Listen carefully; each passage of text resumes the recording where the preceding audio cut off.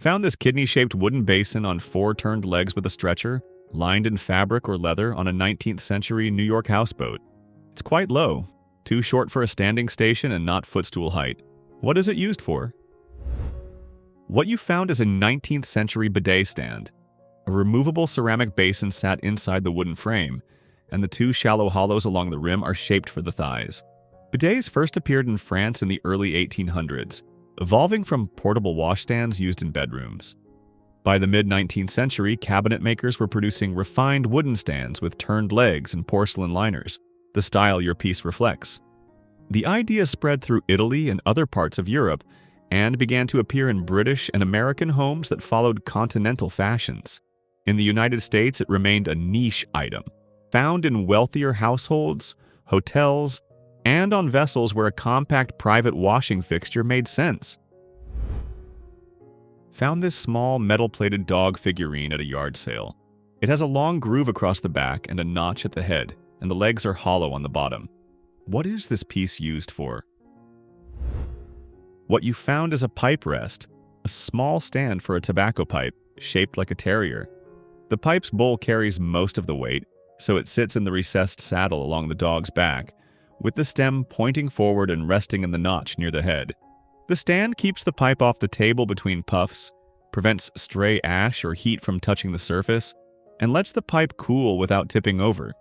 The openings under the legs are part of the casting and don't affect how it works.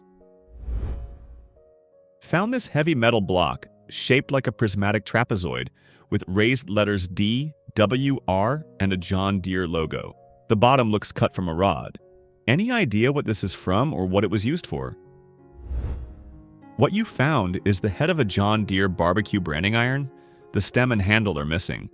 It was used to mark steaks. The block is heated in the coals or over a flame and pressed briefly onto the meat. The raised letters indicate doneness, W for well done, M for medium, R for rare, and the Deere logo is simply decorative.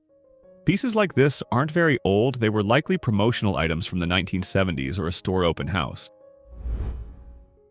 I found this wooden ring in a box of crochet hooks and knitting needles. It's about 6 inches across and made of many small interlocking wooden blocks. What is it used for? What you found is a Norwegian Kvike yeast ring. Farm brewers used it to keep their brewing yeast between batches. After a brew finished, they dipped the wooden ring into fresh wort, so a layer of yeast would cling to the wood. The ring was then lifted out, dried and stored. For the next batch, they put the ring back into the new wort, and the yeast on the wood restarted fermentation. I found a boxed instrument by E.L. Dent labeled Patent Meridian Instrument, London. Inside are a spirit level, a limited swing compass, and a blue viewing window. What is this used for?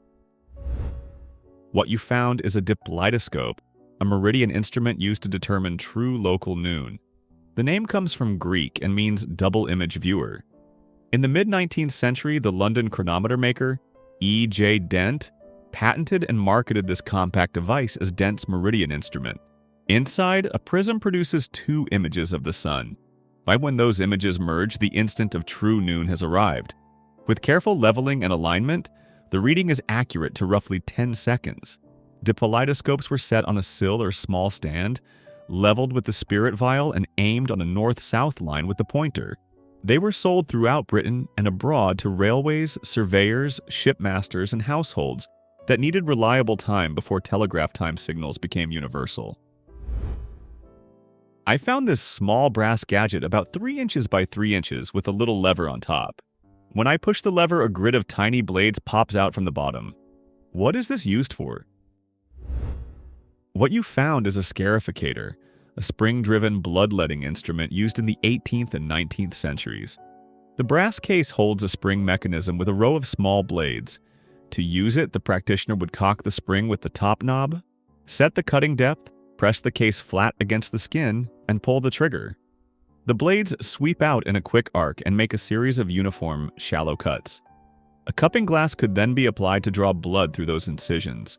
Compared with earlier fleams and lancets, the scarificator produced many identical cuts in a single motion, with better depth control, which was considered more precise and less painful at the time.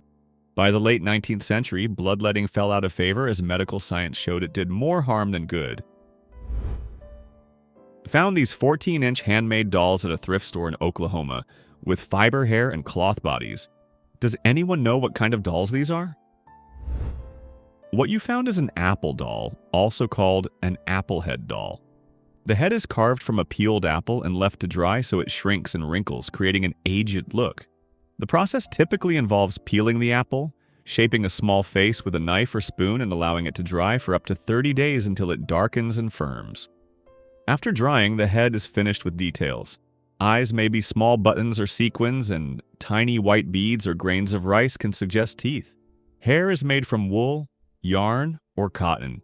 The head is then attached to a padded wire frame and dressed in handmade clothing. I found this giant 210-volt, 3,000-watt bulb in my mother-in-law's attic. One side has a mirror-like reflector. What was this bulb used for?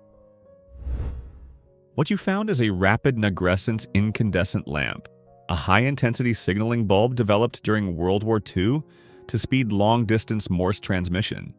Conventional incandescent lamps struggled with signaling speed because their large filaments heated and cooled slowly, which blurred the light pulses. This design addressed that by using 14 small filaments arranged in vertical rings to reduce thermal inertia, enabling code at roughly 12 to 14 words per minute. The bulb was filled with a helium-nitrogen mixture to draw heat from the filaments more quickly. The mirror-like reflective coating created a tight beam visible at long range, and the pre-focus cap positioned the lamp precisely in an optical projector. This old wooden box has a hinged lid that opens to a mirror. It's about 11 by 8.5 inches and 2 inches tall with an old print in the lid. What was it used for? What you found is a 19th century Victorian mirrored jewelry box with a serigraph print set into the lid. It was designed to sit on a dressing table and hold rings, brooches, and small keepsakes. The lid lifts on hinges to reveal a mirror, allowing the owner to open the box, try on a piece, and check the look immediately. The framed print on the front is a decorative reproduction chosen to give the box an elegant parlor picture style. I found these glass tubes filled with a red liquid. They have metal pins at the bottom and are marked Tesla ECH81. Does anyone know what they are? What you found is a pair of Tesla vacuum tubes from Czechoslovakia, model ECH81. This tube is a triode heptode frequency converter used in super heterodyne radios that dominated home receivers from the mid-1950s onward. The ECH81 has a 9-pin Novel base, and you'll see it in countless European table radios and consoles from brands such as Tesla, Philips, Telefunken, and many others. Tesla was the state electronics enterprise of Czechoslovakia after World War II, producing tubes, radios, and later televisions and semiconductors. Under normal conditions, the glass envelope contains a hard vacuum, not any liquid. Inside, you'd also expect to see a dull silver patch on the glass called the getter flash, which shows the tube was evacuated and sealed.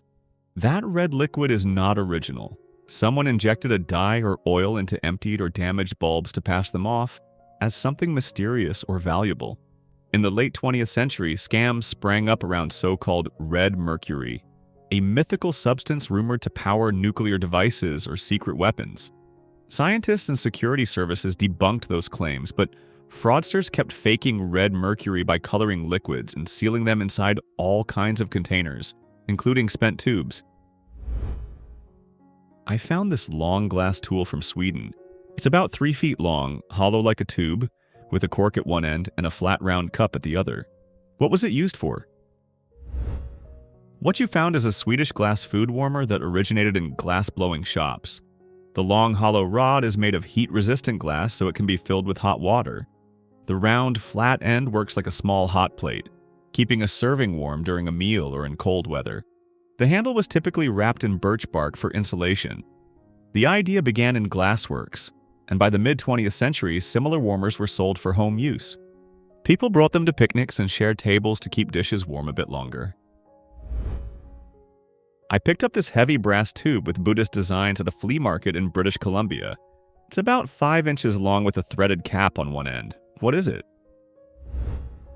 What you found is a pocket cigar or cigarette tube, a protective case with a threaded cap.